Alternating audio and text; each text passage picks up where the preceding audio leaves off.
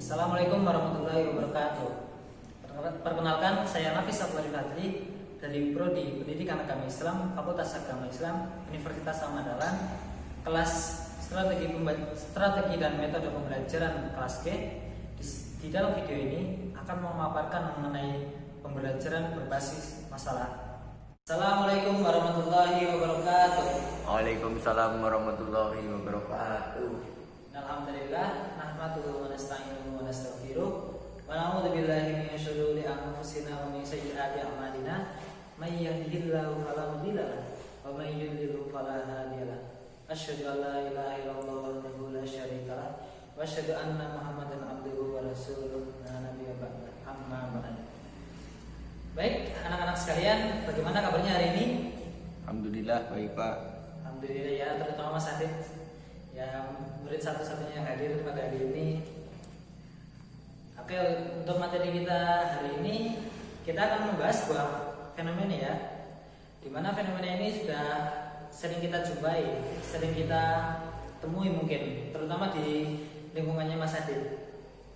Ada yang tahu fenomena apa itu Mas Adit? Belum tahu Pak. Belum tahu. Saya kasih clue ya. Itu mengenai sholat berjamaah di masjid. Sudah bisa menebak? Belum. Jadi permasalahan kita hari ini mengenai sedikitnya ataupun jarangnya remaja pada saat ini yang pergi untuk sholat berjamaah di masjid. Nah, jadi ada sebuah survei yang diteliti oleh Departemen Kaderisasi Pemuda Dewan Masjid Indonesia atau DMI yang bersama dengan Mariel Institute. Jadi survei itu membuktikan bahwasannya ada 66,4% itu pemuda di Indonesia jarang melakukan sholat ataupun bahkan tidak melakukan sholat atau beribadah di masjid. Selanjutnya ada ataupun sisanya 33,6% itu hampir setiap hari itu datang ke masjid untuk beribadah di masjid. Survei tersebut dilakukan terhadap generasi muda di 12 kota besar di Indonesia. Jadi permasalahannya di sini sesuai dengan model pembelajaran yang akan kita lakukan, yaitu mengenai pembelajaran berbasis masalah dengan melibatkan masalah pemuda, jarangnya pemuda di Indonesia yang sholat berjamaah di masjid. Dari masalah itu kita akan menganalisis nih apa aja yang akan ataupun apa aja yang menjadi masalahnya. Kenapa pemuda itu jarang masjid? Oleh karena itu tujuan pembelajaran yang utama hari ini ialah menganalisis faktor-faktor yang menyebabkan pemuda di Indonesia itu jarang pergi ke masjid. Untuk itu saya meminta Mas Adit selaku siswa menganalisis atau mencari jawaban dari pertanyaan ataupun tujuan untuk dari pembelajaran hari ini. Silakan Mas Adit, bisa saya kasih waktu 10 menit untuk mencari jawaban. Oke, baik Mas Adit, 10 menit sudah berlalu. Silakan presentasikan hasil dari jawaban Anda. Ya, Pak. Saya akan menjawab pertanyaan dari Pak Nafis. Kenapa sebagian besar remaja masjid di Indonesia jarang sholat berjamaah? Menurut saya, yang pertama karena kurangnya didikan orang tua tentang kewajiban sholat ke masjid. Karena sholat ke masjid itu merupakan kewajiban bagi seorang laki-laki, tapi untuk sekarang didikan orang tua itu jarang yang mengajarkan seperti itu. Yang kedua, jarak dari masjid ke rumah.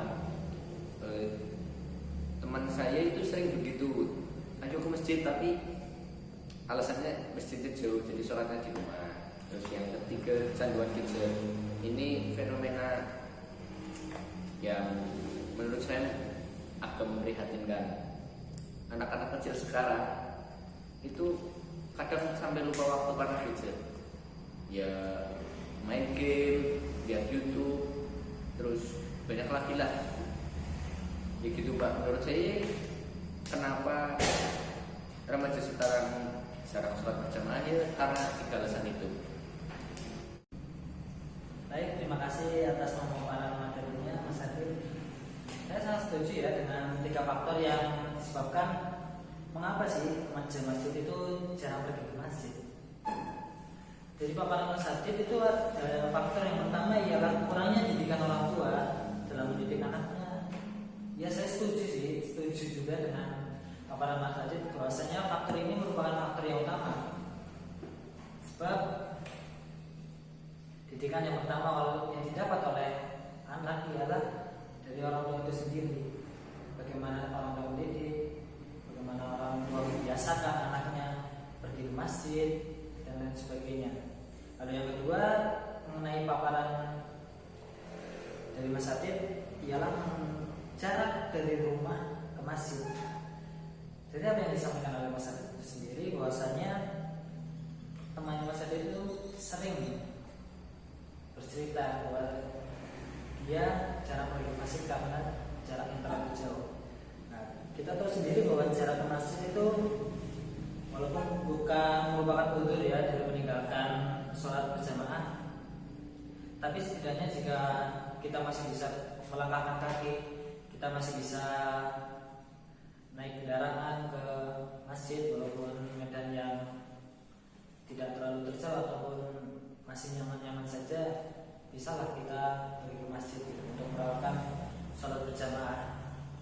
Kita tahu sendiri bahwasanya ada 5 udzur ya yang membolehkan kita untuk meninggalkan sholat berjamaah. Yang pertama ialah sakit, yang kedua adalah bepergian, lalu yang ketiga ialah hujan lebat, selanjutnya cuaca yang buruk, dan udzur yang lainnya. Nah, untuk paparan ketiga dari Mas Adib mengenai faktor yang menyebabkan jarangnya remaja ke masjid ialah kecanduan gadget. Nah, kecanduan gadget ini fenomena yang sudah umum lah, sudah sering kita jumpai, dimana kita tahu sendiri kan gadget itu sudah menjadi belahan jiwa kita, yang menjadi pedoman hidup kita mungkin ataupun paduan hidup kita. Jadi saya juga pernah menemui ya pada sore hari ketika itu saya sedang istirahat di sebuah kafe, di mana ada beberapa anak remaja yang sedang melaksanakan ataupun sedang istilahnya main bareng atau mabar game online. Ketika masuk waktu maghrib, remaja itu tidak menghiraukan panggilan adzan. Jadi mereka tetap fokus untuk main bareng, mungkin karena alasan tamu dan sebagainya. Dan jadi dari paparan Mas Adit, semuanya saya setuju ya, saya 3 faktor itu merupakan faktor yang penting ataupun faktor yang menjadi hambatan ataupun faktor yang menjadi acuan kenapa pemuda sekarang itu jarang pergi ke masjid. Oke, selanjutnya untuk kesimpulan pada pembelajaran hari ini, dimana ketika kita masuk waktu sholat, usahakan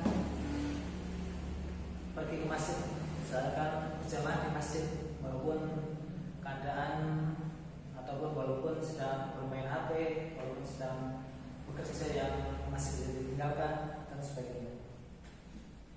Sekian untuk pembelajaran hari ini, semoga bermanfaat. Kurang lebihnya mohon maaf. Ada benarnya dari Allah, kekurangan dan kesalahan semua datangnya dari syaitan. Wabillahi taufiq wal hidayah. Assalamualaikum warahmatullahi wabarakatuh.